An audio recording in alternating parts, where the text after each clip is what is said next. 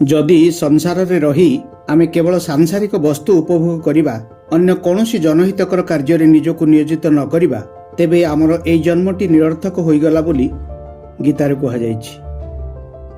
ତେଣୁ ସଂସାରରେ ଜନ୍ମ ନେଇ ନିଜର ଜ୍ଞାନ ଉଦୟ ହେବା ପରଠାରୁ ଆମକୁ କେତେଗୁଡ଼ିଏ ଗୁରୁତ୍ୱପୂର୍ଣ୍ଣ ବିଷୟ ଉପରେ ନଜର ଦେବାର ଆବଶ୍ୟକତା ଅଛି।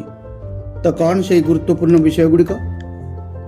ସେହି ବିଷୟଗୁଡ଼ିକ ହେଉଛି, ଏମିତି କୌଣସି କାର୍ଯ୍ୟରେ ଲିପ୍ତ ରହିବା ନାହିଁ ଯାହାଦ୍ୱାରା ସମାଜର ଅନ୍ୟାନ୍ୟ ସମସ୍ତ ବ୍ୟକ୍ତିମାନେ ଅସୁବିଧାର ସମ୍ମୁଖୀନ ହେବେ।